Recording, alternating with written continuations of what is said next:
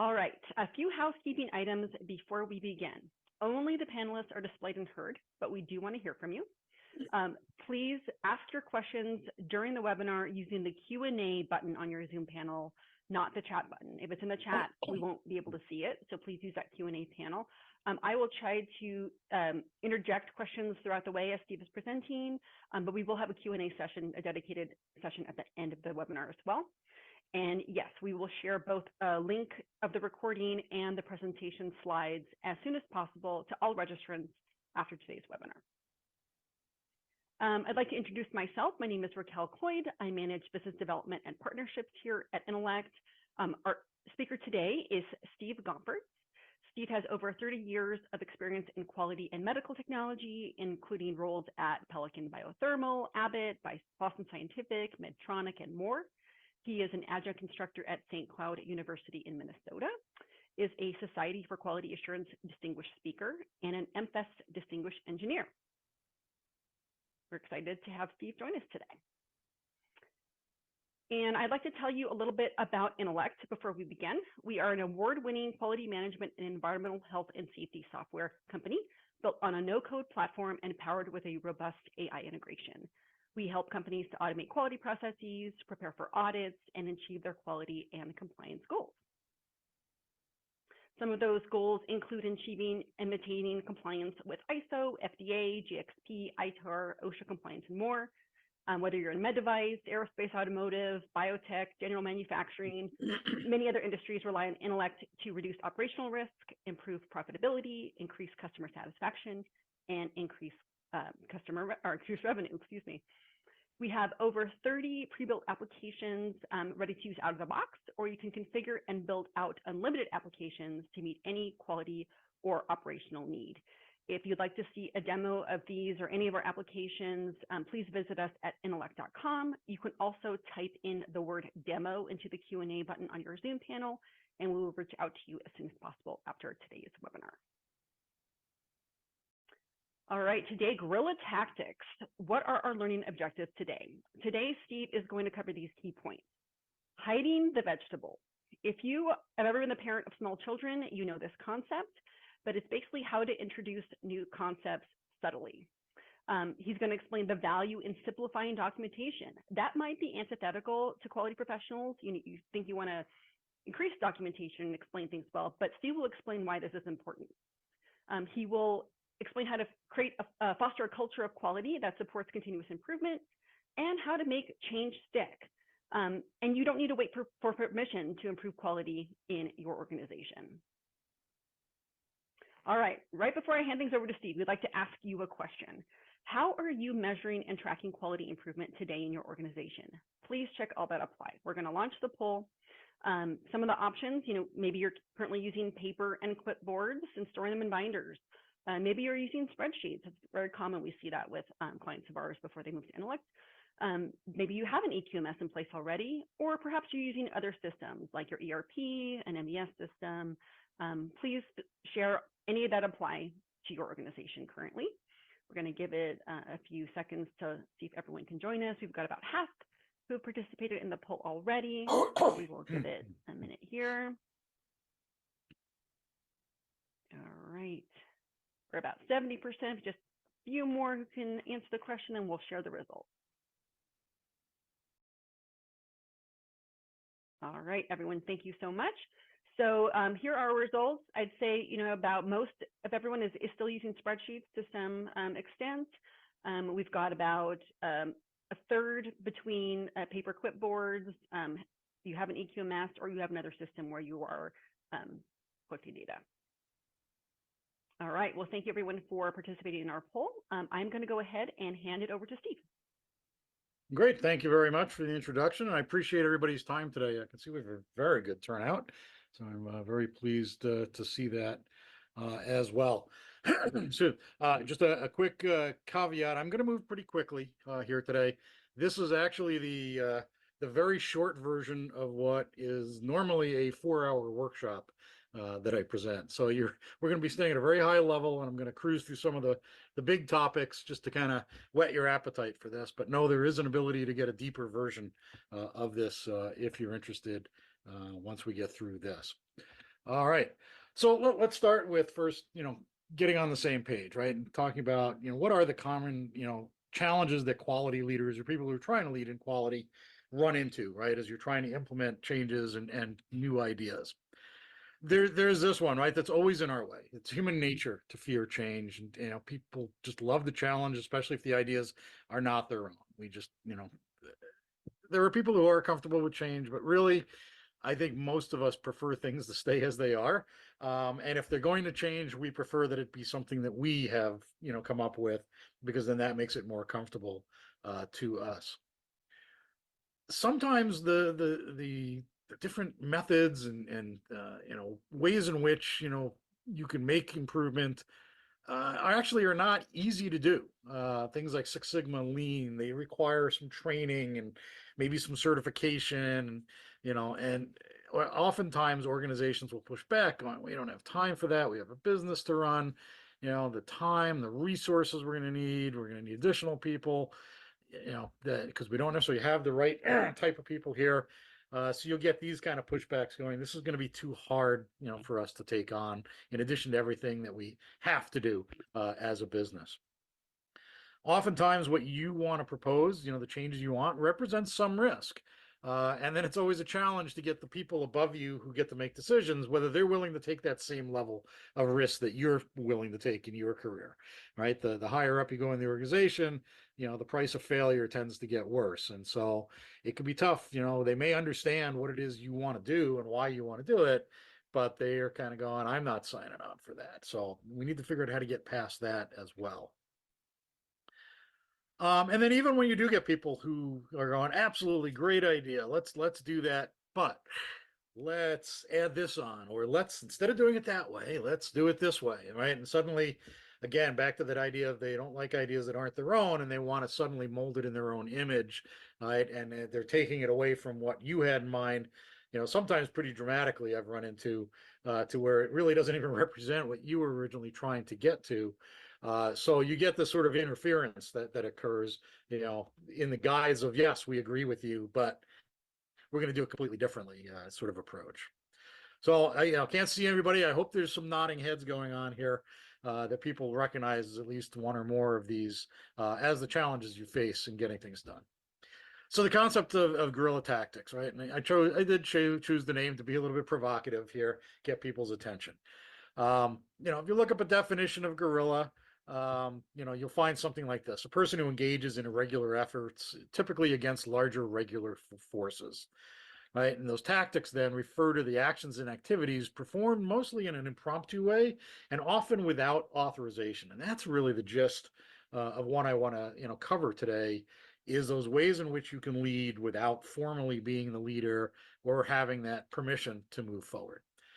It requires you to be thinking differently. We get stuck, I think, in some of these old common approaches or just what we've known before that we get comfortable with, right? And really, to make things change, you have to, rethink how you're doing things. And I've always liked this quote: if you always do what you always did, you always get what you always got, right? Which was actually coined by a psychologist, Dr. Jesse Potter.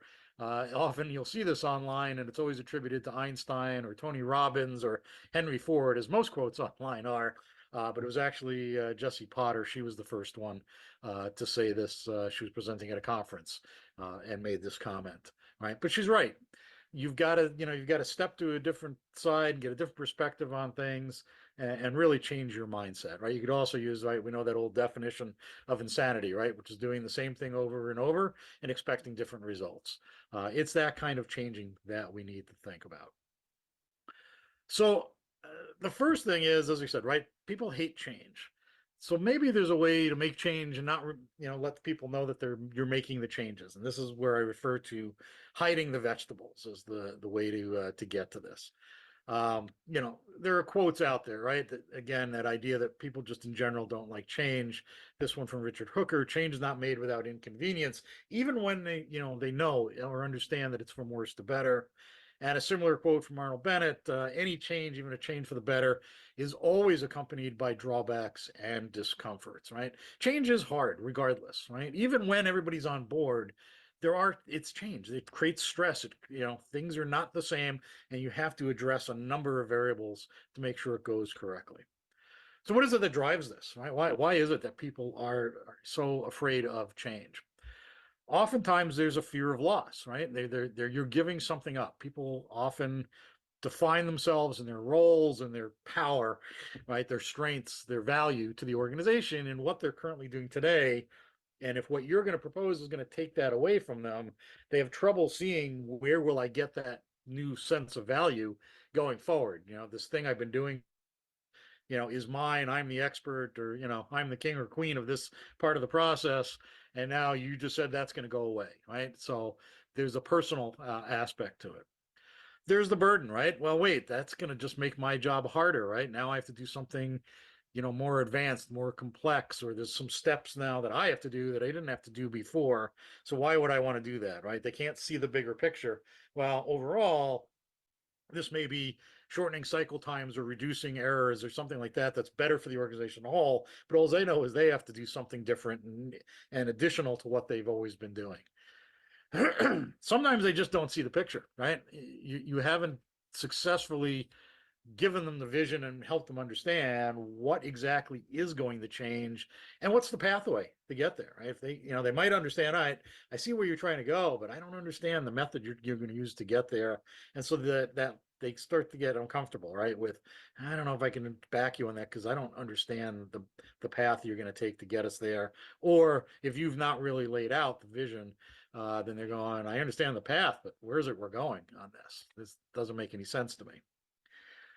Similar to the loss, right? There's the fear of that I won't have the competence going forward.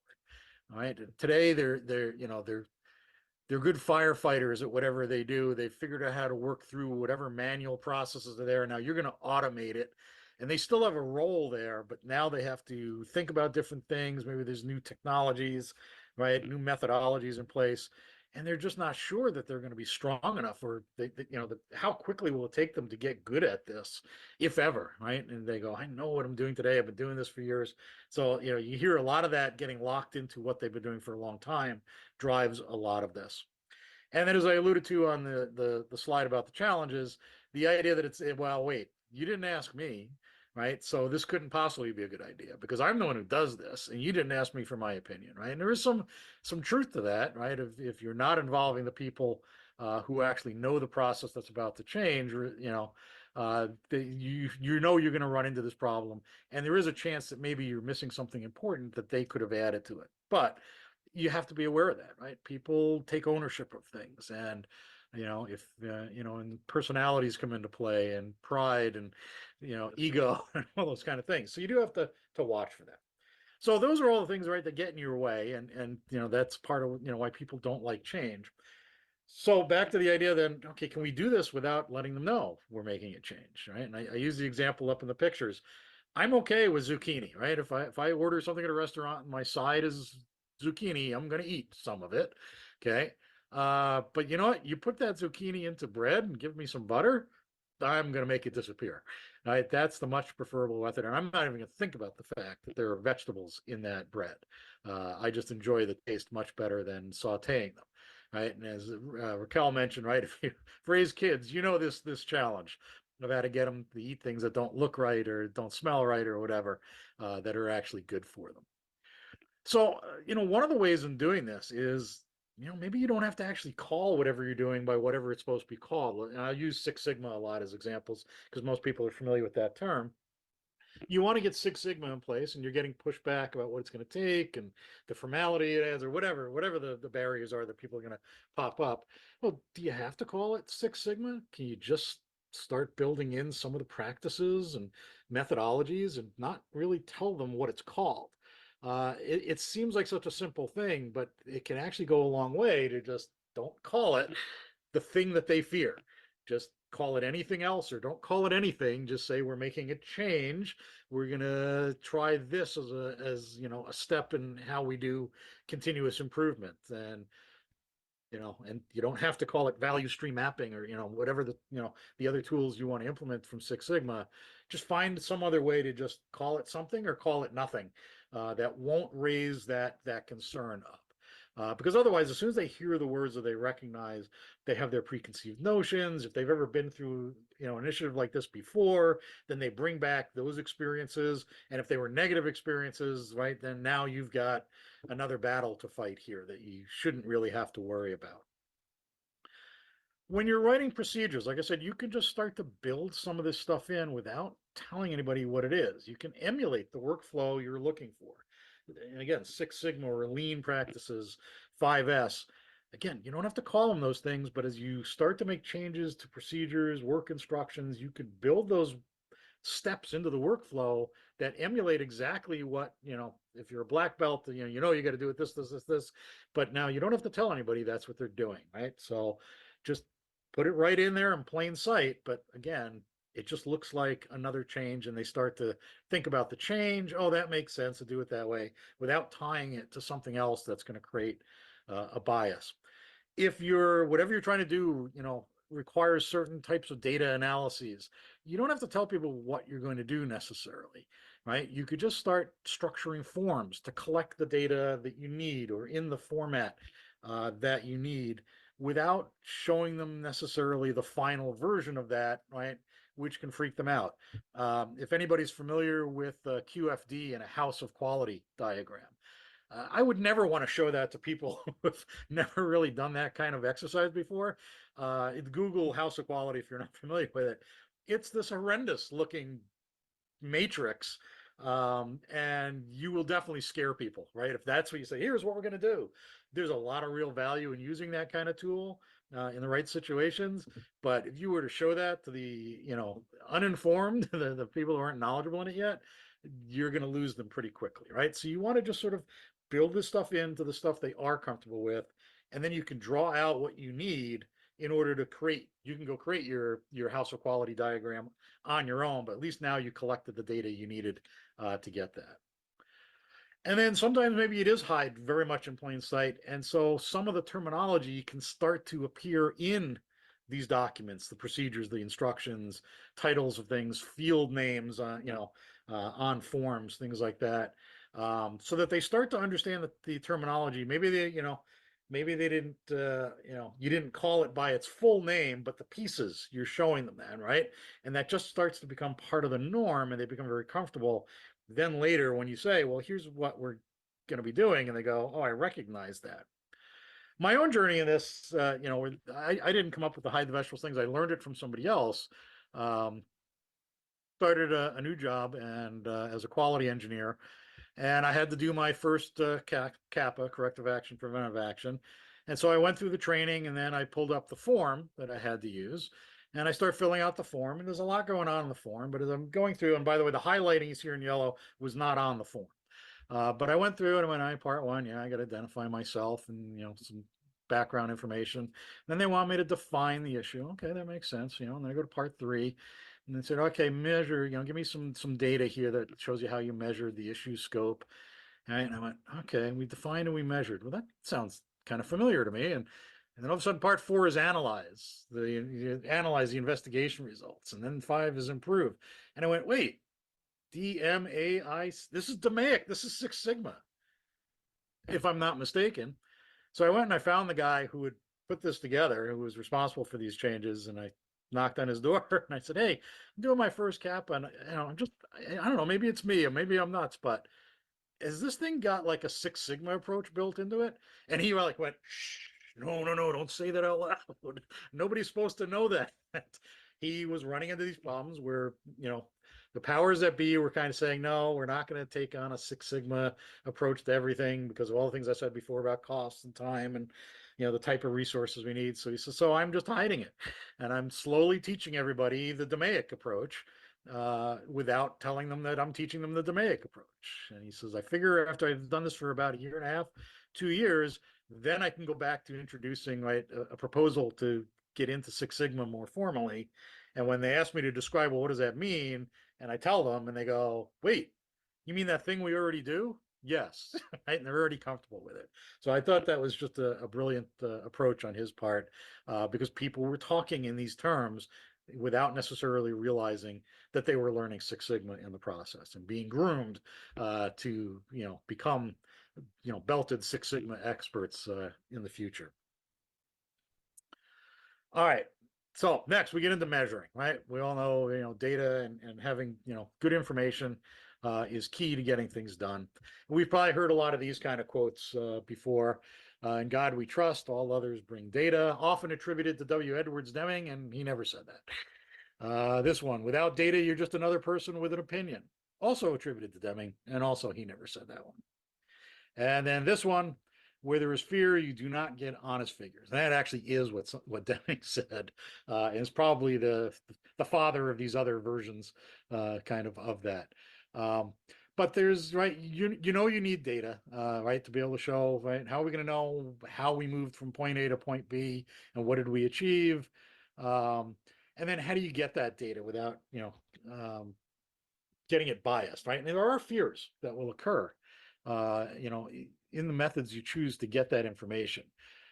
You've got to be careful because those who are going to have to provide that data are often going to perceive that they're being measured rather than the process is being measured. You walk in and say, oh, I need you to start recording some information about what you're doing, and all I hear is the you, right?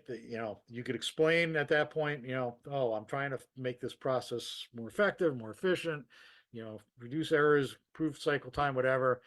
But you're talking to a person and that person is the one being asked to provide that data, and they realize this is about my work. You're measuring me, right? At the end of the day, that's going to reflect on me. And that creates some potential for you not getting good data as a result of that. There's also being, perceived as a burden. You walk in there and go, hey, in the middle of all this other busy work you do, I need you to take a step back and measure this and record this, right? You've got to remember these people who participate in processes now, you probably have other objectives and metrics they have to meet. And so if you're going to walk in and somehow mess with their objectives, right, the things they're measuring already, that's not going to go over well. So you need to think about how can I do this in the most unobtrusive way possible. And then again, you can easily skew the results by the methods you choose.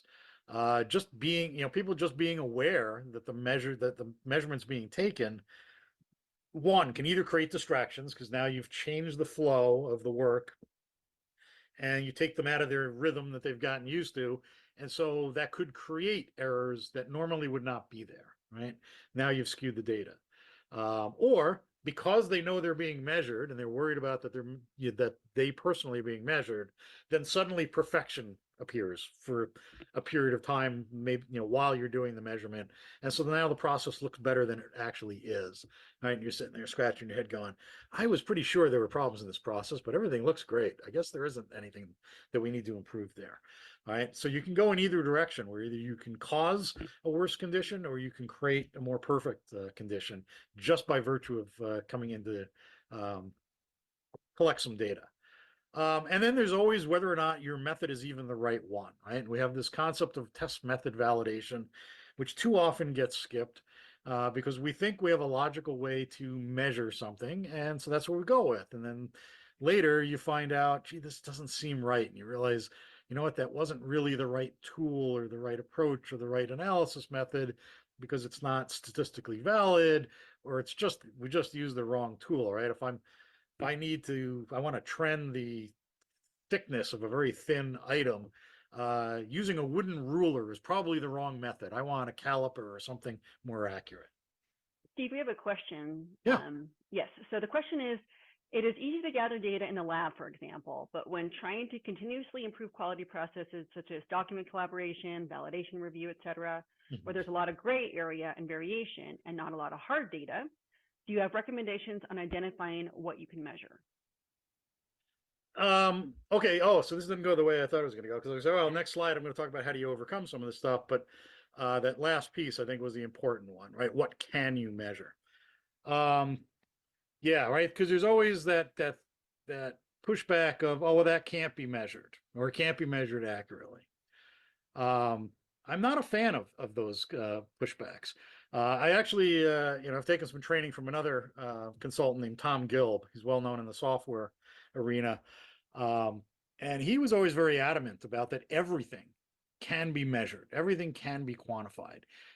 It may not be perfect, but even he always says, an imperfect measurement is better than no measurement at all, because then you're just left with assumption, right? So he said, you might as well try something, figure out something you can measure about it and go with that. And maybe it's an iterative process that helps you then. All right, now we see it at a very gross level.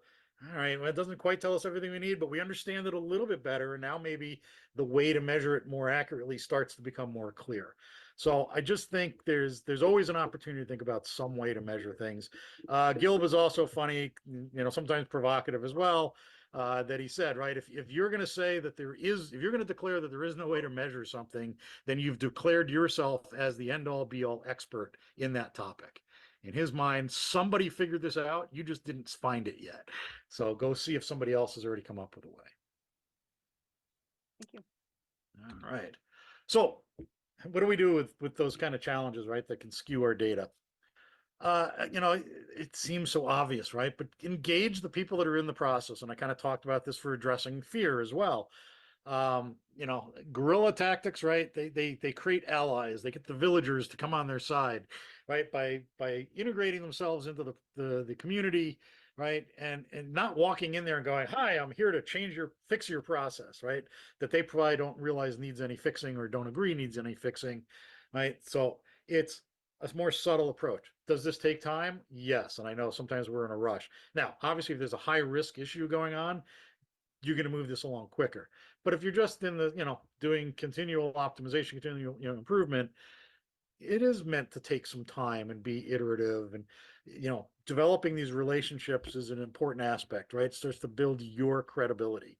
And it also gets you out of that thinking that you're the smartest person in the room, right? Because you can sit there and think, well, I have the engineering degree and I understand process, mechanics better than anybody else, or capability and variance and things like that.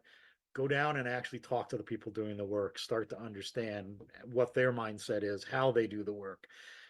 It's great to have assumptions or hypotheses, but we all learned the scientific method in grade school, right? And the next step was, don't just pat yourself on the back because you came up with what sounds like a great hypothesis.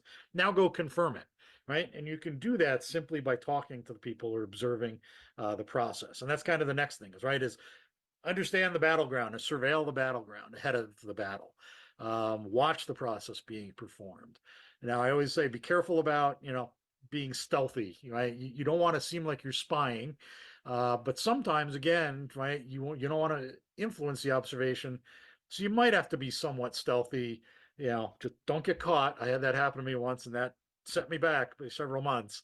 But you want to figure out, are there ways in which I can observe the process without being observed myself? And that's maybe looking at whatever data is available from that process after the fact, right? Or being able to, see it from afar, location wise. You need to think about, how do I get creative about watching the process so that I don't influence what happens there? And then, yeah, data is really important, but be careful that sometimes the data doesn't tell you everything you need, right? That you can sit there again. Is the right data being taken? Is it being taken in the right way? Are you analyzing the right way? And sometimes the visual methods will far defeat anything you could get out of a spreadsheet, right? And any kind of data that was collected from the process. I usually have a gazillion stories, but for time, I'm just going to tell this one. We had an issue with the process, and the data was showing us that there was a problem with the process. The fill weight on an object was a critical item, and suddenly the fill weights were going outside the tolerances to the low end. And we sit down and we watch. The process looked exactly as documented. They were doing it the way they said they were. We sat people down and went back through the process. Is that what you're doing? You're doing it? Nope, we're not doing anything different. That's exactly how we do it. But all the data said there's something wrong in the process. And what happened was, over time, as we built up a rapport with the operators, one of my quality techs, having lunches with them, just talking with them, right? Normal kind of stuff. they started to trust him more. And then he started to say, could I like turn on video on my phone and just, we can use it for training if nothing else, right? And they started to say, sure, I could do that. And of course, when you do that, you build in the perfection, right? That they're going to do it right. And then eventually he got to a point where he asked if he could just leave the camera running for a while. And they were now comfortable enough with him to allow that. And we recorded like 3 hours of video of this operation. And then we got ourselves some pizza and we sat down in a conference room and we watched the video. And of course, at the beginning, everything is being done exactly the way the procedure is supposed to be, but the numbers are good that we're seeing. We compare the numbers coming off that. And then at some point, as we're all sort of getting, tired, my quality tech goes, wait, roll it back, roll it back. I want to see what he just did. And sure enough, we found there was a point where they had reversed 2 steps. It was very subtle, but that was what we were looking for. And what it was is the step required them to pick the object up that they just filled. And when they squeeze it, they're squeezing liquid out of the top. And they're just wiping that away instead of replacing the lost amount of liquid. And that's why the weights were down. But we wouldn't have caught that in any other way other than to have over time this ability to see the process in real time. All right, then that idea of not being a burden. Okay, again, if your method for gathering data is going to be a distraction or is going to add time to a process where they're probably, having to fulfill cycle time, or they got to produce 1,000 widgets a day or whatever, you have to be wary of those goals and go, how am I not going to mess up their existing goals and measurements to get my own, right? Look for things like automation. Is there something that's available that we could automate? Either do we purchase something like, can we add on a vision system, a low-end vision system? We had another operation, again, it was based on weight. And when we talked to the equipment manufacturer, they said, well, we do, have an add-on scale that just adds onto the machine, and as things roll across the line, they automatically get weighed and gets recorded in a spreadsheet. Okay, that's pretty easy. That doesn't change anything. They're going to have to slide it. The objects slide down the line anyway. They're just building a scale into part of that line. And as it goes across the scale, it grabs that information, right? And it wasn't like particularly expensive add-on. It was something we could add, really easily. And then nobody could say, oh, you're interfering with my process. But again, what are the tools, right? There are some basic quality tools that are meant for this. If you're familiar with check sheets, right? Rather than going, well, I need you to take a measurement and I need you to write down exactly what that measurement was and fill out this sheet with 7 columns of numbers, versus can I give you something that already has ranges and you just need to put a check mark, right? Oh yeah, we measured it. Here it was within these values, and we just check, right? And now I can get kind of either a Pareto chart or a histogram, but I can do some analysis of that and get something really value out of it. I mentioned the idea of video cameras. There are other ways to be creative about collecting that data so that you don't interfere or bias what's going on. And then the last one that often gets overlooked is checking to see if there is already data that you can use. A lot of times, machines or whatever are already collecting information, they're counting things, or people are already recording certain information. And kind of like we talked about earlier about, what can be measured, maybe not shooting for perfection first. Let me take what I've got and see what it tells me. Start at a higher level. Oh, look, we are getting some interesting information. Maybe that helps me constrain the problem a little better. Part of testing my hypotheses, right? And figure out, am I even looking in the right place? Because that happens a lot too. We make an assumption about where the root cause lies, and we start measuring in the wrong place and then realize actually it's not at the end of the process, it's at the beginning of the process, and we're not even collecting data there to see what's going on. So don't ignore, right, again, that not invented here syndrome. Don't feel like if I'm going to do this, it has to be data that I collected. If there is other data that others have collected, or the machine or whatever, let's start with that. Let's see what we've got and start to confirm our hypotheses. All right. Any other questions pop up so far, Raquel? Are we good? Nope, we're okay. good. All right, because I know I'm kind of zipping along here. All right, let's talk about this idea of, if it's documented less, it's more likely to happen. So we know what happens with procedures over time, right? some sort of non-conformance happens, a kappa happens, right? We got to add, we add more detail and more detail and more detail because we like quality control, right? And we feel that the more prescriptive a procedure or work instruction or a form is, right, then we're going to address things that have gone wrong before. Now, hopefully they can't happen again. But the reality is, if you're producing something akin to War and Peace, people don't want to read it, and they won't. And they certainly won't go back to it, to use it as reference. They'll go off of what they took from it and from their memory from that point because it's just too big a beast to go back to. And so you actually start creating a situation that is contrary to what you're trying to achieve. So right, there's that question, is more prescriptive detail really the way to reduce whatever variances and deviations you've already encountered? Okay.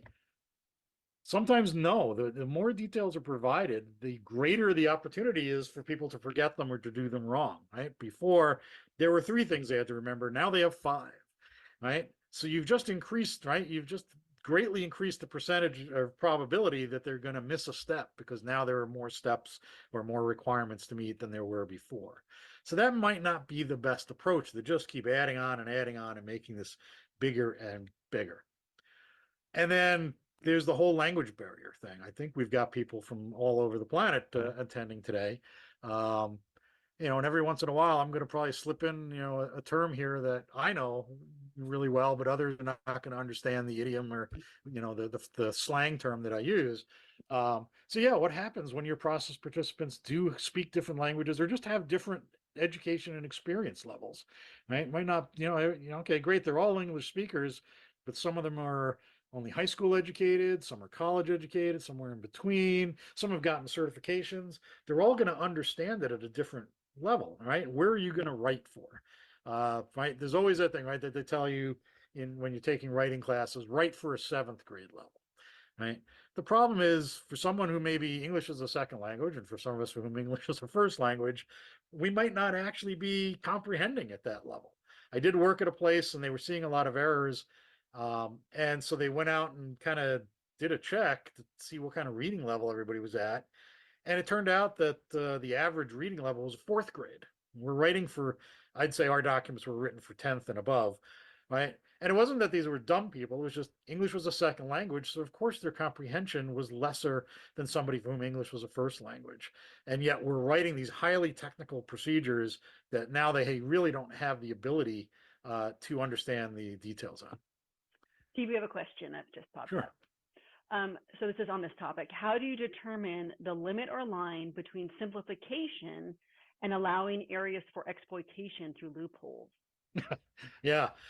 So I'm going to get to this on the next page, on the next slide, actually. So what do you do about this? But part of it is getting out of the traditional thinking, right?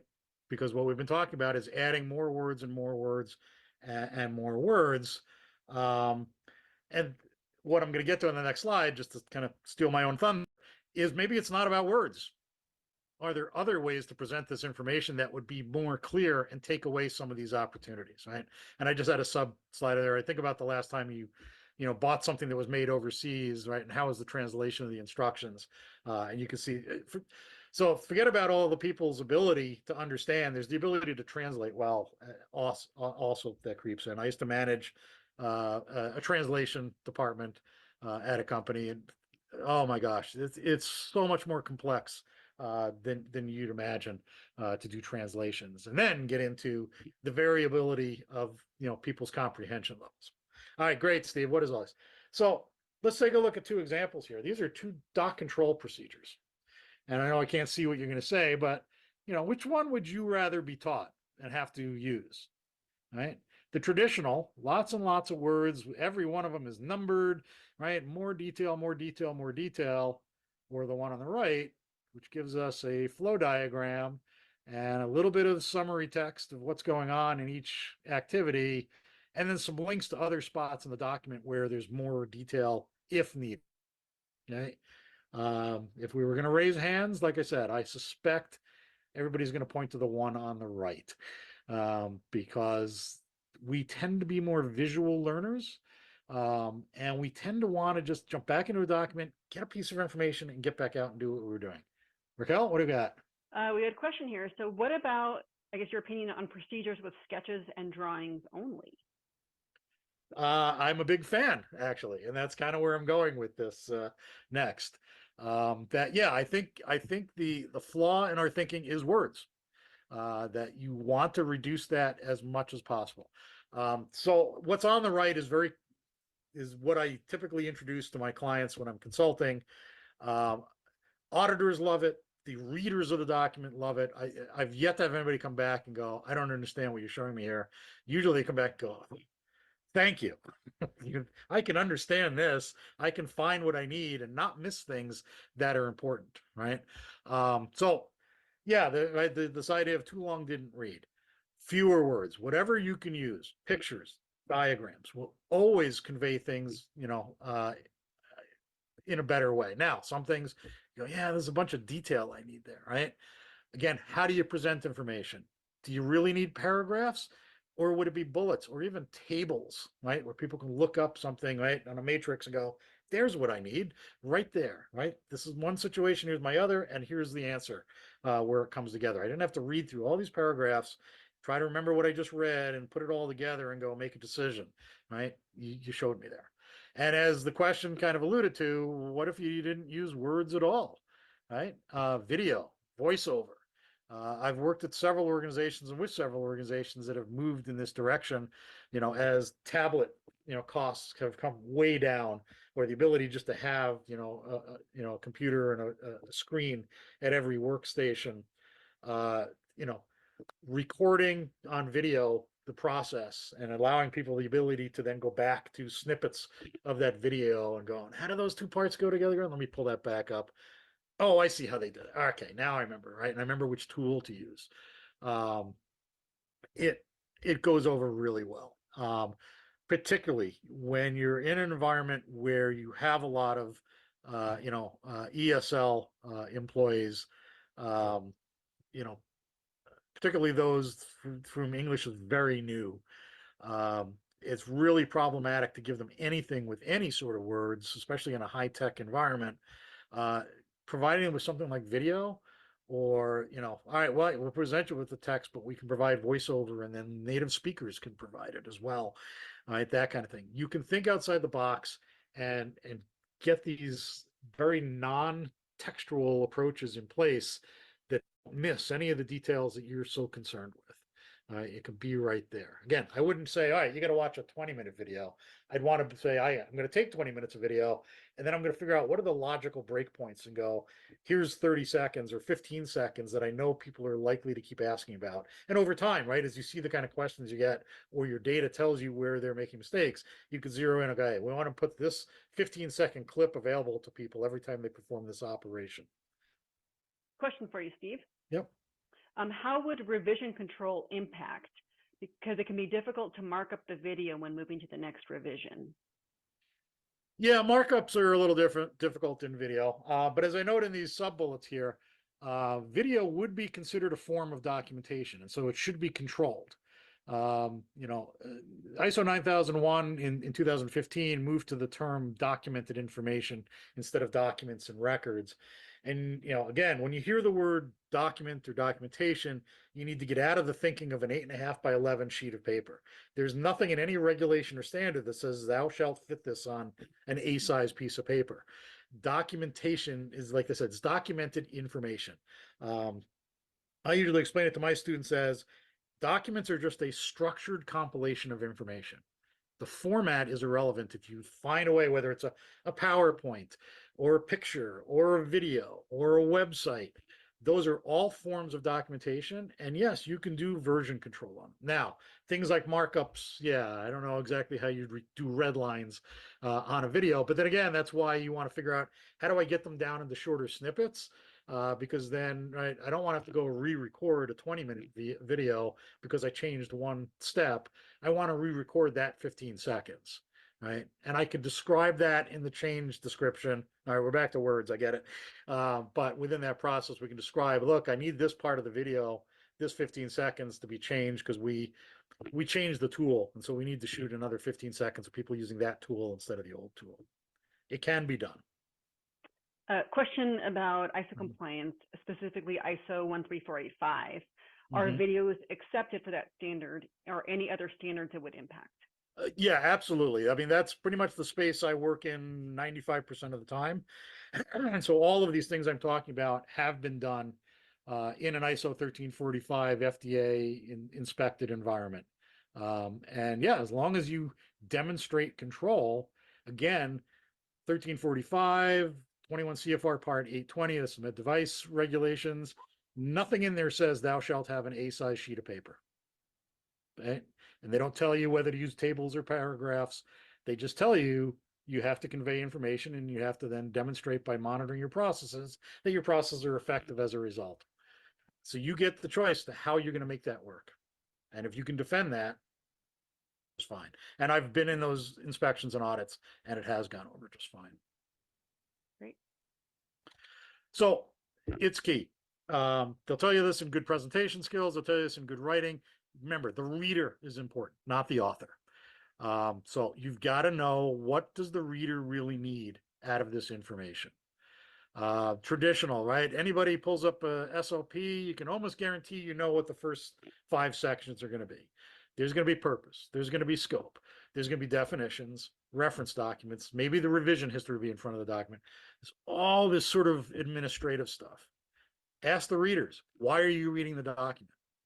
Are you reading the document to see the definitions? No, there's something in the process that they want to get to. Okay.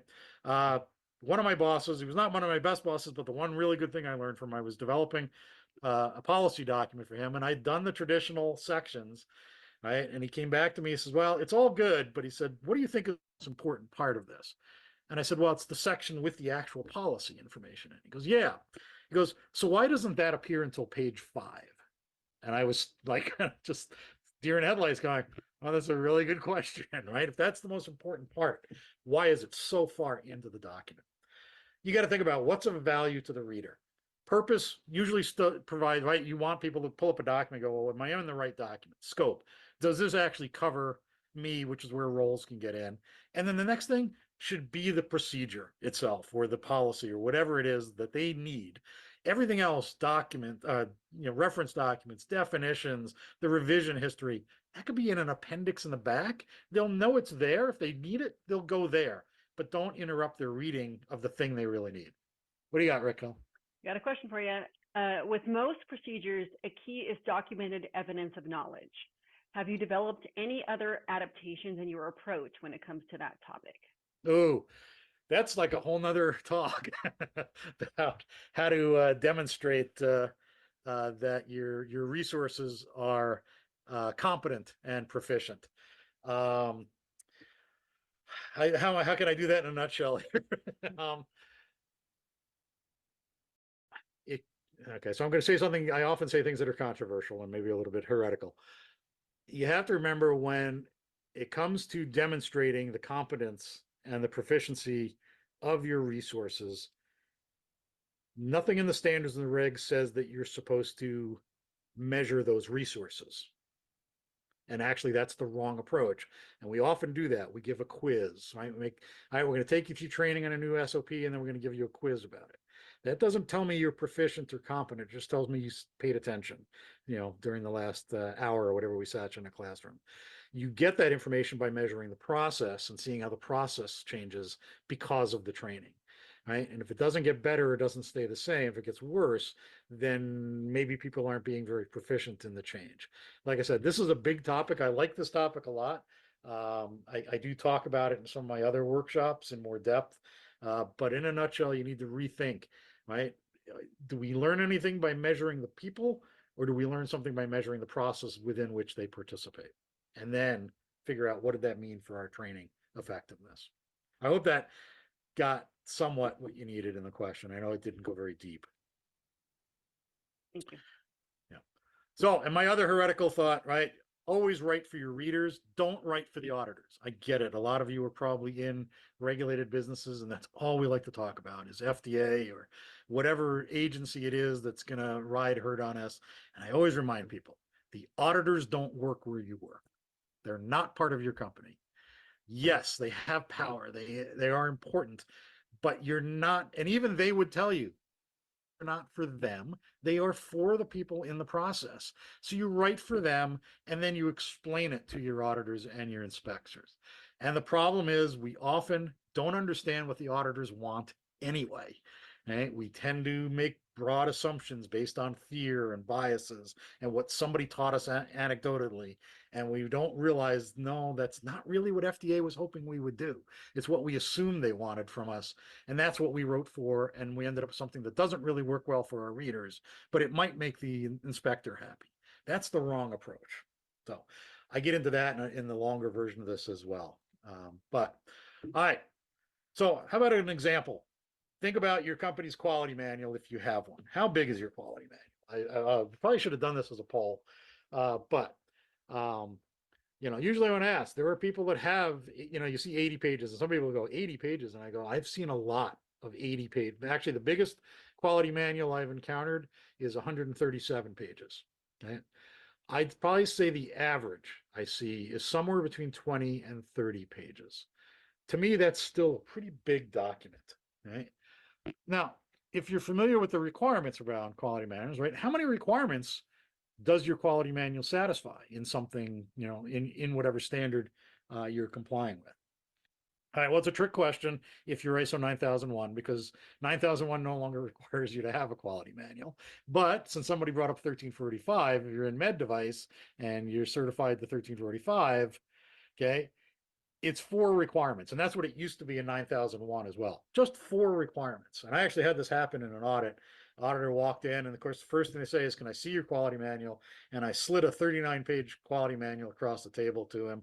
And he picked it up and he did sort of that old professor thing, weighing the paper to see what the grade should be. And he kind of just held it in his hand, and he looked across the table at me and he said, how many requirements are we satisfying? Right. He's like, and I said 4. And he goes, and it takes this much paper for you to explain how you're meeting 4 requirements. That's the trap we get into. We overthink these quality manuals, and we overthink a lot of documents because of our assumptions about what we think the auditors may want. And it has nothing to do with what really the intent of the requirements are and what your readers need, right? So I'm fighting against the idea that you don't need 20 plus pages to satisfy 4 requirements. I would challenge a 15-page document. I'd challenge a 10-page quality manual. Now people are probably going, wait, you're getting way too low. But it raised that question, how small could a quality manual be and still meet all 4 requirements? And then usually if I'm in the room with people, I'll say, how many people think it takes at least 8 pages? And a bunch of hands go up. How many think you could do it in 5? And maybe a couple people go. I say 3, and then they kind of, all the hands disappear. People go, no, I said 2, 1. Then everybody starts shaking their head, right? There's no way that you could do a quality manual, on a single sheet of paper, right? Absolutely no way you could make that happen. Quick question, Steve, for you. Yeah. They just asked, what are the 4 requirements? Oh, there's going to be a quiz for the speaker. In a nutshell, it comes down to explaining the structure of your quality system, right? What is the process model look like? Yeah, they're going to put me on the spot. What does your documentation structure look like? I got to remember here what the other 2 are. It should come up to me because it's right here, right? I got doc structure, I got the roles. Oh yeah, clarifying roles and responsibilities. And the 4th one, I'm drawing a blank, so I should have been ready for this one. I apologize. But they're not particularly difficult. And that's what you're seeing here in this trifold brochure. This has got a combination of those 4 requirements plus some additional things that I just think are good to have, like a quality policy. You're required under 1345 to have a quality policy. It never says put it in the quality manual, but I'm a fan of going, well, where else would I put it? Right? If this is the start of my quality system, then why not put the quality policy first and foremost in there? Yeah, defining what the scope of my quality system is. Things like applicable standards and regs can help. On the back page is the diagram of how are we structuring this quality system in terms of how the processes fit together. You can see the documentation architecture. And in this company, it's a multi-divisional company, and we're showing a functional organization chart, right? To say this is how things go together and how they report, and a reminder of who's got what responsibilities. All on a trifold brochure. And I know what the next question usually is on this. Well, wait a minute. Will this pass an audit? Yes, it absolutely has passed an audit. I've implemented this at several companies, whether it's 9001, 1345, and FDA inspectors have seen this as well. Every one of them has loved this. I actually had an auditor at that same company that had the 39-page quality manual. Over the course of a year, I restructured everything, and I did this. And the next time we had an auditor show up, and he asked for the quality manual, and I handed him the brochure. He opened it up, looked at it for a second, and he looked at me and he said, "Finally." Right? Somebody understood the intent of the quality manual. It's not a regurgitation of the entire quality system. It's the introduction to your quality system. It's the roadmap to your quality system. You can apply this thinking on lots of other types of documents besides your quality manual, to that point of, notice a lot of pictures here. There's still some words. I could probably get more of them out of there, but it gets you that new mindset. Go ahead. So a little bit confusing question for me, but maybe you can understand. Auditors may, but what about customers? Many times the manuals include more about overall structure and business model. I'm sorry, say that again. Yeah, I guess the auditors may appreciate the leaner manual, but what about customers? Many times the manuals include more about overall structure and business model. So maybe speaking to not just I've not run into that as a problem with customers either. They usually, okay, I understand this, right? If the client wants to understand more of the specifics about what's going on in the quality system, usually as part of their supplier management process, they're either going to hit you with a questionnaire to get more of that detail, or they're going to do an audit, right? Either remotely or on site, at which time then you can take them through, all right, here's how we validate processes if that's what we're looking for. But I'm not a fan of repeating information place within the quality system. And that's what happens in a lot of quality manuals is well, a lot of times we just repeat the standard back, which is completely non-value added, or we repeat stuff that's going to be in the SOP itself, and now it's in two places, and we know what happens then. One of them gets updated and the other doesn't. Good questions. We are running long here. I have one more section to go through, so I understand if people will drop off. I hope some people will stick around for the remaining 10 minutes, probably, that it'll take to go to the next section. Anyway, I'm challenging you to rethink the content of your documents. There are better ways, more effective ways. And there are ways where you could split up variations of documents, I suppose, if you have a particular type of client, or even a particular client wants to see things a certain way. You could always create a variant of certain documents that are targeted to a specific audience. All right, last section is all about the habits. Okay. To be able to lead without authority is really about the habits versus the authorization to do so. If you think about guerrilla leaders, they just sort of emerge. They don't get elected. They just become natural leaders that people want to follow, and that's usually because they have the behaviors. They are seen as leaders. That's the perception of them. That of course I'd follow this person, into the trenches, because of the way in which they handle themselves. So again, you don't need a title. You can be a leader based on your thoughts, your education, your knowledge, right? A technical or subject matter expert is also a leader that people will look to and follow. Sometimes it's about how you bring others together that makes you a leader. You don't necessarily have the answers, but you know how to put the two people together that will be able to come up with the answer. That's another form of making yourself, seen as a leader. So it comes down to your habits and whether you exhibit the habits of a leader. I based this on, there was a book that came out a long time ago, is still in print, still very popular, still considered one of the best business books ever written, The 7 Habits of Highly Effective People. If you've never read it, I suggest getting it. There's also classes you can take. You don't have to take classes, but I'd read the book. It's an easy read, and Stephen Covey just had some really good ideas about how to be more effective. And he created this model right? Where we said, well, there are the 7 habits, but there's these maturity stages you go through from where you are, when you're not particularly mature, you're dependent on others, and then you kind of strive to get independent of others, and then eventually you realize you have to work through others, and there has to be an interdependence, right? Teamwork is really what it comes down to. And I said, oh, you know what? I wonder if we could come up with something that is more applicable to quality leadership, more specific to it. And I was able to do this, which was, I said, yeah, it's about in quality leadership, we tend to move, in stages from trying to control things to managing things to being a leader, right? And then I changed the 7 habits as well, and I'll touch on each of them briefly here in a second. But right, as the lower half of the diagram, right, first we usually focus on our individual success, right? We're worried about our personal perception and our own risk tolerance. You want to be viewed as a good manager, right? You feel like you're a good manager when you do these things, right? And you apply these first 3 habits that I'll get into on the next slide.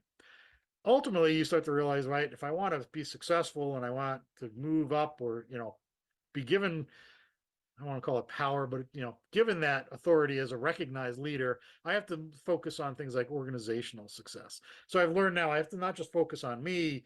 I have to think about there are stakeholders, there's the management, there's the rest of the quality team. I have to be able to demonstrate that the QMS is not a necessary burden; it's a value provider to the business. I want to create confidence in the people within the organization across the stakeholders, right? So that they don't, especially like the quality organization, that we're not just a burden, right? That has to be here because the reg says so, but because we actually do provide value and it's understood, so that the quality org becomes respected rather than feared. And this is where the habits 4 through 6 come through. So to move from the controlling, right, to the managing levels of maturation, habit 1, I call it's a system. The standards, both 9001, 1345, and just about anything else, because it's usually based on 9001, talks about a process model or a process approach. You can't just have the old school thinking of, I have a list of procedures, every one of those matches with a requirement to have a documented procedure, so I'm good, and there's no interconnectivity in those things. A system and a process implies interaction and that I understand those interactions. If you've not taken the time to map that out and understand it and then teach that back to everybody, everybody's putting their blinders on and they're doing their thing with no knowledge about what the rest of the system is doing. You're sub-optimizing at best, hopefully, but that's going to possibly work against other things that they're connected to. Habit number 2, all hands on deck, right? The old quality isn't just quality's responsibility. You do have to help people understand how they participate in the quality system. How do you get them to truly engage, right? Well, that's what we have a quality department for, right? Just throw it to them. They'll take care of this. I don't have to worry about this. You need to get people understanding their role in processes, their ownership of activities and processes, right? And get them to understand this is mine, to the point where they almost kind of go, quality, I don't need you for this. This is my process, and I understand what you need me to do, right? And you can certainly get my metrics, but I'll take care of defining my process and managing my process, right? You kind of want to get to that kind of thinking. Habit 3, don't just monitor, you have to analyze. Right? There's another great Deming quote. The data are not taken for museum purposes. They are taken as the basis for doing something. I don't know how many companies I go into when I'm doing assessments or audits about their metrics and they're collecting data. And then I ask the question, so what do you do with that data? And then I get the tilted head, right? And they go, well, it said we had to measure, so we're measuring. And I said, yeah, but you have to monitor, which implies you do something with that information. But it's amazing how often data just gets collected for the sake of collecting it so they can check off, yes, we are measuring, right? The plan, do, check, act kind of thinking, which is built into every quality system model, is that you then need to take that, assess it, evaluate it, and determine what does that mean you need to do next to make some changes. So if all you're doing is collecting data and it goes nowhere, one, you're probably wasting people's time if they're collecting it manually, or you're missing huge opportunities, right, to make great improvements. And then, right, we've gotten to that managing level of maturity. How do I get to be a leader? Okay. It is all about requirements. First, last, and always. If you don't know the requirements, don't nail those down, that they're the right requirements. That's all the requirements. They're clear, they're concise, they don't conflict. which is all in the standards and regs, by the way, that you're supposed to do that with requirements. But if you don't know what the requirements are, then you're guessing at everything else, and your results are highly likely not to be what you expected. Not that you can define what was to be expected because you didn't define the requirements well, right? Getting the requirements nailed down first and spending time on that is worth what it will save you at the end. And then I mentioned the plan, do, check, act, right? Habit 5 is right? You have to make sure people understand quality isn't an accident, right? This basically gets to you can't inspect quality in. There has to be a plan. How are we going to do this? Then we follow the plan. We get that data, we analyze it, we act on it, and we update the plan, do things a little differently, right? And that's that PDCA cycle that we should all be embracing. And that's what's implied in the standards and regs when they talk about taking a process approach. They mean plan, do, check, act as a process. And then habit 6, talked about earlier about how are you going to get people above you to take on the risks, or even if you do get to a point where you need their permission, right, their blessing, it's understanding how to speak to that level. The language of management is dollars. In quality, we'd love to talk about all kinds of other things, CPKs and histograms and all this other type of data that is wonderful and important and valuable to us. But then you show it to management and their eyes glaze over, right? And you'll hear management say, I don't think quality understands business. And of course, on the other end, the lower levels, everybody's going, management's, they're idiots. They don't seem to understand the importance of quality. It's because we're talking two different languages. You can, again, convert all of this into what does this mean dollar wise, right? And typically you would want to think in terms of things like cost of poor quality. That usually hammers it home. These things into, well, here's what it saves us, right? Or here's where it creates an opportunity for us. You will get management's attention and increase your likelihood that you'll actually will get permission from this. And then habit 7 is the same as Covey said. Ultimately, great, you can go through this progression, you've matured, you're a leader now, it doesn't stay static for you. The knowledge moves on, the variability of what's going on in the business goes on, and day to day you have to keep learning. I'm hoping that's why you're here today, right? Is that you want to increase your learning. You've got to stay sharp. Covey called it sharpening the saw, right? I just remind you, don't be a hobbyist, be a professional. Professionals go out and they get certifications and they get involved with different organizations and they stay on top of whatever's being posted, and they read white papers, right? There's lots of different ways that you can keep that learning going. All right, key takeaways here real quick. Again, I'm not going to tell you how much risks you should take on and when you should jeopardize your job, but I've just found it's worked better for me to ask for forgiveness than for permission. But again, you do it the right way, there's not going to be anything to apologize for. Actually, they're going to want you to explain how it can be done again. Again, people handle change better when it's subtle. Sneak it in there, sneak those vegetables in there. Or there's the old thing about, right, if you slowly increase the water temperature versus plunging something into boiling water, the reaction is usually a lot different. Watch how you're doing your measurements carefully, correctly. Again, this is part of where some of those negative perceptions of the quality department come from, because they're always asking us to take on something that's interfering or is just going to be used to fire me or something like that. You got to get past those measurement fears. Right? There's the KISS principle. Keep it simple, short and simple. Less words and documents will be more effective. You may have to figure out how to change your change control process, but it can be done, and it can be done very effectively. And remember, as a leader, you must evolve. And if anything else, you need to subordinate yourself to the quality system, which hopefully has addressed all these other things. And if they see you bowing to the QMS God, they will follow suit and understand that it will work and it will provide value. Raquel, I'll turn it back over to you. All right. Thank you, Steve. We're kind of over time a little bit, but we're going to try to answer a few remaining questions. Before we do, if you'd like to connect with Steve, here's his information, his email. You can connect with him on LinkedIn. Also, please register for our next webinar, The Ultimate Guide to Risk Mitigation for Manufacturers, on June 27th. You can register at intellect.com.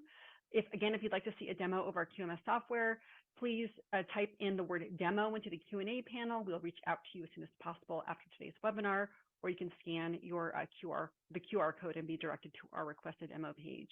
I kind of went through it there, but if you have a colleague who could benefit from a QMS at their company, we have our Share and Receive referral program. You can earn up to $5,000 if they become a customer of Intellect. All right, we'll answer a few remaining questions. Thank you everyone for remaining with us. Let's see here. Suggestion, Steve, on where to find a compressed one-page quality manual, for example. I'm happy to provide my example if people would like. I can make that available to Raquel when they publish the slides. We can publish a PDF of that so you can see what it looks like. Okay, perfect. If a company has never monitored quality in dollars and cents, how do you create those? Is there a resource that you can recommend where we can go and use? Yeah, I mean, Google, right? There's all kinds of great stuff out there. The American Society for Quality, ASQ.org, they have some good write-ups on cost of quality there. But there are some good white papers out there if you just Google, right? Techniques for, measuring the unmeasurable, things like that. Or just Google cost of poor quality. And you will find some good writing on creative ways to capture that when it's not necessarily obvious. All right. We're getting a lot of, thank you, Steve. Everyone really enjoyed your presentation. So we'll end with this last question. It's a little bit technical here. We have a QMS with ASME Section 3, NCA 3300-4200, and ISO 9001, plus MIL-I-452088. Could we still use a TRIFO manual? So I'm not familiar with that particular ASME reference, and I'm familiar with mil specs, but I don't know which one that one specifically. But you mentioned 9001. Yeah, I mean, right, all of these things, mil specs, ASME standards, somewhere they can all trace their lineage back to 9001. So if you're meeting, right, which is the general quality requirements, and then they get more specific in the ASME and MIL and IEEE or whatever other additional standards you put in there. And yeah, I just find that anybody who's inspecting to that, they just want to understand your quality system really quickly. And they understand those basic requirements that used to be in 9001 or definitely in 1345.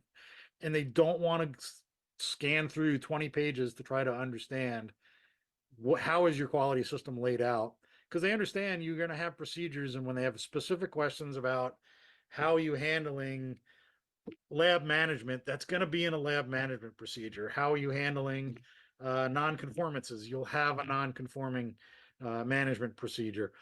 So they just want to understand, how is it all connected? Do you understand how it's all connected? And I've just found it goes over really well, regardless of who the audience is. And that includes going through customer audits as well.